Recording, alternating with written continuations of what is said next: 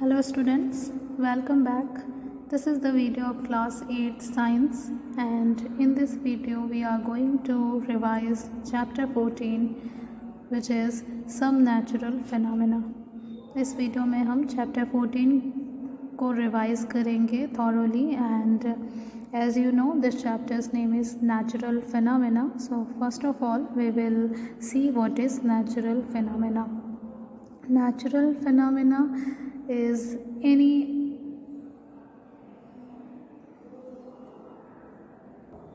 event that is created by the nature. कोई ऐसा event जो नेचर ने क्रिएट किया है, नेचर के द्वारा हुआ है, उसको हम क्या बोलेंगे? Natural phenomena. तो a natural phenomena is a non artificial event, एक ऐसा इवेंट जिसमें ह्यूमंस का कोई इन्वॉल्वमेंट नहीं होता है. ऑल्दो इट में अफेक्ट ह्यूमन, हालांकि इससे ह्यूमंस के ऊपर फ़र्क ज़रूर पड़ता है और बाकी सारे जो ऑर्गेनिज़म्स होते हैं उन पर भी. There are so many natural events which we see around ourselves, like volcanic eruption, weather change, decay, and most common natural phenomenon which we see in our life, that is rain. Rain एक सबसे common natural phenomena है, and इसके अलावा भी बहुत सारी चीज़ें हम देखते हैं, ऐसे बहुत सारे इवेंट्स जो नेचर क्रिएट करता है. Now in this chapter we have to study the natural phenomena which are destructive.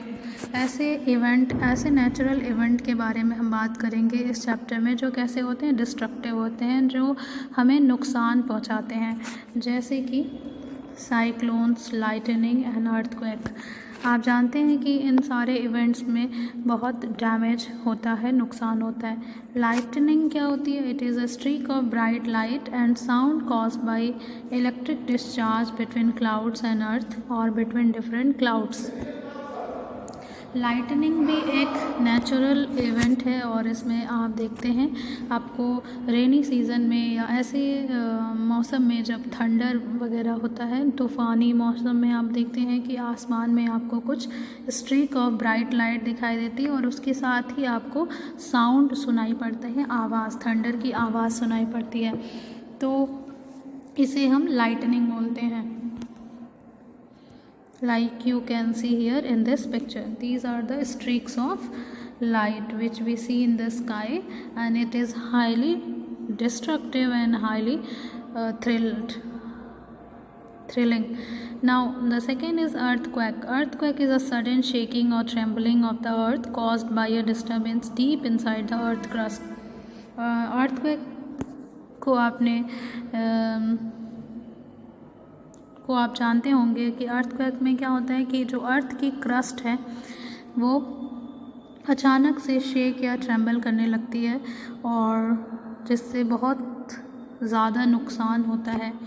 And lightning and earthquake cause a lot of damage to human life and property. आप देख सकते हैं इस picture में कि earthquake की वजह से ये सारे buildings and everything it has been collapsed and so many lives are killed by this event. बहुत सारे लोगों की और एनिमल्स की जान भी चली जाती है इस डिस्ट्रक्टिव नेचुरल इवेंट में. नाउ वी विल डिस्कस, क्योंकि लाइटनिंग जो है वो क्या है, एक तरीके का मूवमेंट ऑफ चार्ज है, ठीक है, movement of charge between the cloud and earth और बिटवीन डिफरेंट क्लाउड. तो इसलिए लाइटनिंग को समझने से पहले हम मूवमेंट ऑफ चार्जेस के बारे में पढ़ेंगे, ठीक है. तो charging by friction. Some objects can be charged by rubbing with other object. कुछ ऑब्जेक्ट जो होते हैं वो चार्ज हो जाते हैं जब उसको किसी और ऑब्जेक्ट के साथ हम रब करते हैं. When objects are rubbed, they attract light object like pieces of paper. This process is called charging by friction. जब भी ऑब्जेक्ट को रब करने से चार्ज बिल्डअप होगा तो हम उसे बोलेंगे चार्जिंग बाय फ्रिक्शन. जैसा कि कोई प्लास्टिक रिफिल, स्केल या कॉम्ब को अगर हम अपनी ड्राई हेयर पे रब करते हैं और फिर उसके बाद छोटे छोटे पीसेज ऑफ पेपर के पास हम ले जाते हैं तो वो पीसेज ऑफ पेपर जो होते हैं वो उस कॉम्ब, स्केल या फिर रिफिल से अट्रैक्ट होते हैं। The charge acquired by rubbing are static charges.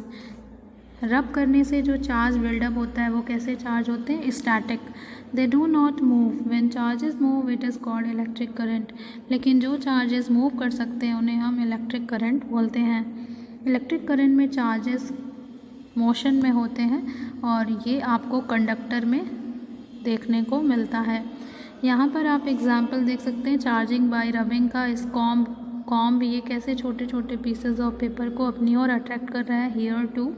और इसको देखिए रिफिल को क्या किया गया है, क्लॉथ से रब किया गया है चार्ज बिल्डअप करने के लिए। यहाँ पर आप देख सकते हैं ये जो बलून है इसमें स्टैटिक चार्ज है और ये इस बच्चे के बाल को अपनी ओर अट्रैक्ट कर रहा है। Types of charges and there interaction. Charges जो होते हैं वो 2 टाइप्स के होते हैं, एक पॉजिटिव और दूसरा निगेटिव। 2 चार्ज बॉडी या तो एक दूसरे को अट्रैक्ट करते हैं या फिर रिपेल करते हैं। अगर सिमिलर चार्जेस होते हैं, एक तरीके के चार्जेस होते हैं, तो वो एक दूसरे को क्या करते हैं, रिपेल करते हैं, ठीक है। और अनलाइक यानी कि डिससिमिलर चार्जेस जो होते हैं दे अट्रैक्ट ईच अदर। तो आपने समझा कि चार्जेस 2 तरीके के होते हैं, पॉजिटिव एंड निगेटिव। अगर सिमिलर चार्जेस होंगे तो वो क्या करेंगे, एक दूसरे को रिपेल करेंगे, like you can see here, ठीक है।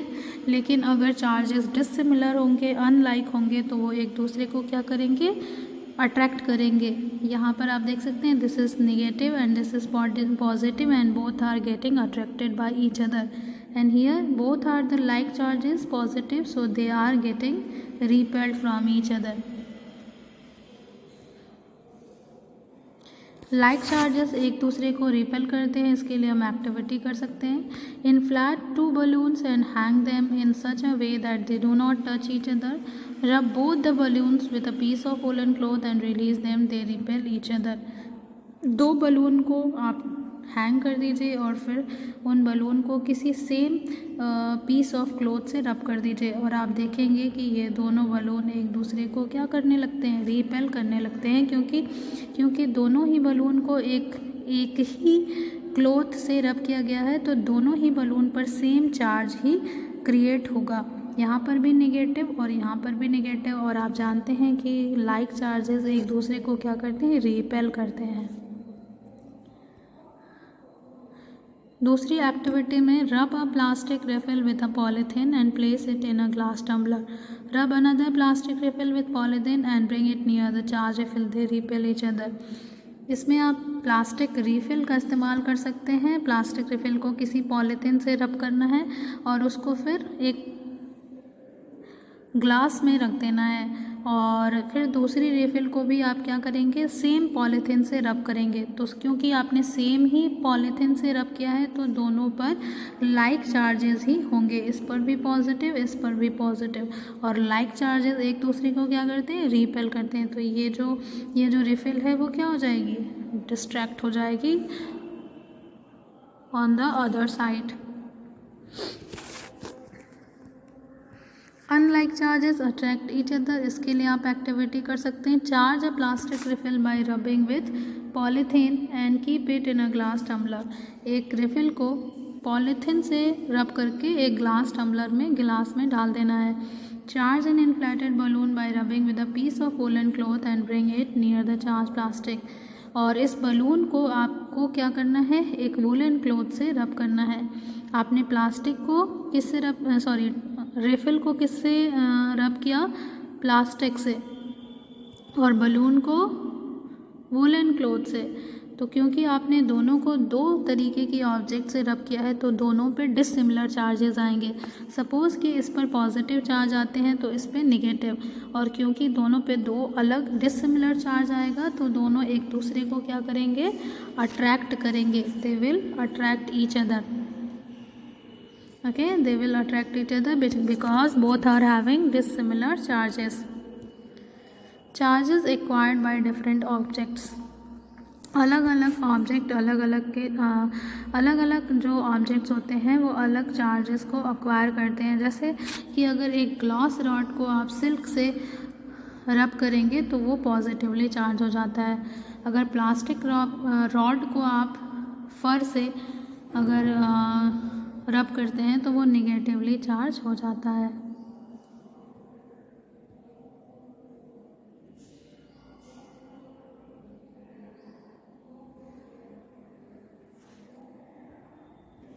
Now we'll talk about the electroscope. Electroscope एक डिवाइस है जिससे हम टेस्ट करते हैं, इस बात का पता लगाते हैं कि किसी ऑब्जेक्ट पर चार्ज है कि नहीं, वो ऑब्जेक्ट चार्ज है कि हाँ नहीं। इसमें हम ये भी टेस्ट करते हैं कि कोई ऑब्जेक्ट कौन सा चार्ज है, किसी ऑब्जेक्ट पर कौन सा चार्ज है। एक सिंपल इलेक्ट्रोस्कोप जो होता है वो empty bottle, piece of cardboard, paper clip, small strip of aluminium foil से मिलकर बना सकते हैं। यहाँ पर आप देख सकते हैं this is the simple electroscope. इसमें एक ग्लास कंटेनर है और उसमें हैंग किया गया है एल्यूमिनियम का 2 फॉयल, बहुत ही स्मॉल फॉयल, और फिर इसको कॉपर वायर से अटैच्ड किया गया और वो कॉपर वायर फिर मेटल के फॉयल से ढक दिया गया है और बीच में कॉर्क का एक ढक्कन लगा दिया गया है। जब भी आप किसी चार्ज ऑब्जेक्ट को यहाँ पर लेकर आएंगे तो क्या होगा, वो चार्ज इसके थ्रू इस एल्युमिनियम फॉयल तक जाएगा और क्योंकि दोनों ही लीफ पर सेम चार्जेस होंगे तो ये एल्युमिनियम फॉयल से एक दूसरे से दूर हो जाएंगी। Now will talk about the transfer of charge. When a charged body is brought in contact with an uncharged body, charges pass from the charged body to the uncharged body.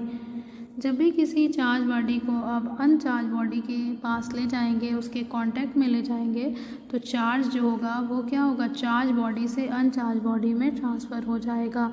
This method of charging a body is called charging by contact और conduction. If a body is charged by contact, it gets the same charge as the charged body. अगर किसी object को contact के through charge करवाया जा रहा है तो उस पर वही चार्ज होगा जो कि उस चार्ज बॉडी पर था। We can observe the transfer of charge by using an electroscope. Electroscope के थ्रू हम ट्रांसफ़र ऑफ चार्ज को ऑब्जर्व कर सकते हैं। If a charged plastic rod is brought in contact with an electroscope, the charges are transferred to the metal strip and they repel each other.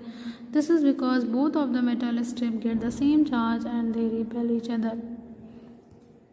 यहाँ पर एक simple सा electroscope है और यहाँ पे आप देख सकते हैं कि जब इस रिफिल को, चार्ज रिफिल को इस इलेक्ट्रोस्कोप से टच किया जाता है तो ये इसकी जो दोनों लीफ हैं वो क्या हो जाती है, एक दूसरे को रिपेल करती हैं, क्योंकि इसमें जो चार्ज था वो दोनों ही रिफिल में दोनों ही लीफ में आया होगा और क्योंकि दोनों ही लीफ सेम चार्जेस से चार्ज हुई होंगी तो एक दूसरे को रिपेल करेंगी। फर्स्ट में आप देखते हैं कि ये कोलैप्स होती हैं।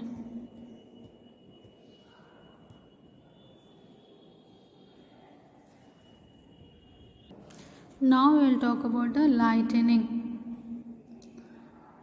ये जो स्ट्रीक ऑफ लाइट है वो कैसे प्रोड्यूस होती है, इसको हम इस सेगमेंट में समझेंगे। जब भी थंडर स्टॉर्म का वेदर बनता है तो उस समय जो एयर करंट होती है वो ऊपर की तरफ मूव करती है और जो वाटर ड्रॉपलेट्स होते हैं वो नीचे की तरफ मूव करते हैं। एयर करंट के ऊपर जाने और वाटर के नीचे आने से क्या होता है कि जो क्लाउड्स में जो चार्जेस होते हैं वो सेपरेट हो जाते हैं। The positive charge collect at the upper part and the negative charge collect at the lower part of the cloud. और इस तरीके से क्लाउड्स में पोलैरिटी बन जाती है। क्लाउड्स के अपर पार्ट में पॉजिटिव चार्ज कलेक्ट हो जाते हैं और नीचे के पार्ट में नेगेटिव चार्ज कलेक्ट हो जाते हैं। Some negative charges collect near the ground also. When a large amount of charge is formed, then the charges pass from the cloud to the earth. और इस तरीके से जब अपर पोर्शन पर positive charge और नीचे के पोर्शन पर निगेटिव चार्ज बिल्डअप होता है, और उस समय ग्राउंड पर या कोई दूसरा क्लाउड यहाँ पर है तो उसमें ये भी क्या होगा, ऐसा ही कुछ होगा, negative charge and positive charge. तो ये आपको पता है कि अपोजिट चार्ज एक दूसरे को अट्रैक्ट करते हैं, तो ये निगेटिव चार्ज पॉजिटिव की तरफ जाएगा और यही निगेटिव चार्ज अर्थ की तरफ भी रश करेगा। जब ये सडन चार्जेस रश करते हैं एक क्लाउड से दूसरे क्लाउड या क्लाउड से अर्थ की तरफ, तो बहुत सारी एनर्जी रिलीज़ होती है और वो एनर्जी ही आपको स्ट्रीक ऑफ लाइट के फॉर्म में दिखाई देती है, और उस समय कुछ साउंड एनर्जी भी प्रोड्यूस होती है जिसको हम थंडर बोलते हैं। It is called thunder. आपने देखा होगा कि लाइट, स्ट्रीक ऑफ लाइट आपको पहले दिखाई देती है और थंडर बाद में सुनाई देता है। ऐसा क्यों होता है? क्योंकि speed of light is greater than the speed of sound. It was the Benjamin Franklin who first discovered that lightning was electric discharge. सबसे पहले लाइटनिंग के बारे में पता किसने लगाया था? बेंजामिन फ्रैंकलिन ने। Now we will talk about the lightning conductor. Lightning conductor एक सेफ्टी डिवाइस है जो हम अपने बिल्डिंग्स पर लगाते हैं to protect our building from damage due to the lightning. Lightning के डैमेज से बचने के लिए हम अपनी बिल्डिंग्स पर या ऊंची ऊंची इमारतों पर क्या लगाते हैं? Lightning conductor. लाइटनिंग कंडक्टर में क्या होता है? एक मेटालिक रॉड होता है। The upper end is pointed and the lower end is joint to a metal plate buried inside the ground. When lightning strikes, the electric charges pass through it to the earth without causing any damage to the building. इसमें एक rod होती है जिसको हम क्या करते हैं? अर्थ के अंदर ले जाकर प्लेट के थ्रू बरी कर देते हैं। तो जब भी लाइटनिंग के समय इलेक्ट्रॉन्स या इलेक्ट्रिक चार्जेस अर्थ की तरफ रश करते हैं तो वो इस कंडक्टिंग वायर के थ्रू क्या हो जाते हैं? अर्थ के अंदर आकर डिस्चार्ज हो जाते हैं और हमारी जो बिल्डिंग होती है वो डैमेज से बच जाती है।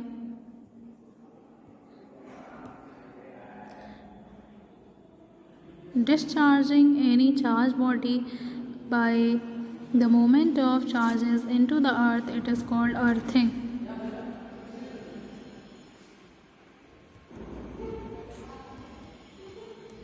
Now we'll talk about the protection from lightning and thunderstorm. अगर आप बाहर हैं, इफ़ यू आर आउटडोर और उस समय लाइटनिंग और थंडर आपको क्रिएट होता हुआ पता चलता है तो आप क्या करेंगे? Open vehicle like motorbike, truck, open car are not safe. जो भी व्हीकल्स ओपन्स होते हैं जैसे कि motorbike, truck and open car, जिनके ऊपर कोई सेफ्टी प्रोटेक्शन नहीं होता है तो उससे हमें दूर रहना चाहिए। And we should stop our that vehicle. Open field, park, elevated places, tall trees are not safe. Open field, lightning के समय ओपन फील्ड, पार्क या ऊंची जगहों पर, एलिवेटेड प्लेस पर, टॉल ट्रीज के आसपास हमें नहीं जाना चाहिए। Carrying an umbrella is not safe. Lightning के समय अम्ब्रेला का इस्तेमाल नहीं करना चाहिए। If in a forest, take shelter under short trees. अगर आप जंगल में हैं तो शेल्टर हमें ऊंचे पेड़ों के बजाय छोटे पेड़ों के नीचे लेना चाहिए।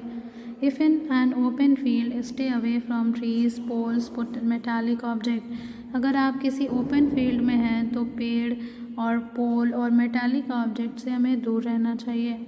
Do not lie down, squat on the ground with hands on the knees and the head between the hands. हमें ज़मीन पर लाई डाउन नहीं करना चाहिए बल्कि ग्राउंड पर स्क्वाट की पोजीशन में बैठना चाहिए। आपका हाथ आपके नीज पर हो और आपका हेड आपके हाथों के बीच में। इफ़ इनसाइड द हाउस, अगर हम घर के अंदर हैं during the lightning and thunderstorm तो हमें क्या करना चाहिए? Lightning can strike electric wire, telephone cord and metal pipe, so contact with these object should be avoided. घर के अंदर हमें जितने भी इलेक्ट्रिक वायर हैं, टेलीफोन कॉर्ड हैं या मेटल पाइप है, उनसे हमें दूर रहना चाहिए, उन्हें टच नहीं करना चाहिए. It is safer to use mobile and cordless phone than wired phone. During the lightning हमें वायर्ड फ़ोन का इस्तेमाल नहीं करना चाहिए. मोबाइल और कॉर्डलेस सेफ़ होते हैं मगर वायर्ड फ़ोन सेफ़ नहीं होते हैं. Electric appliances like TV, computer etcetera should be unplugged. Lightning के टाइम हमें टीवी, कंप्यूटर, ये जो इलेक्ट्रॉनिक गैजेट्स होते हैं उन्हें अनप्लग्ड कर देना चाहिए. Bathing should be avoided to avoid contact with running water. During the lightning we should not take bath क्योंकि वाटर भी हमारा जो टैप वाटर होता है वो क्या होता है, कंडक्टर होता है of electric current. So these are some preventive measures we should take during the lightning and thunderstorm.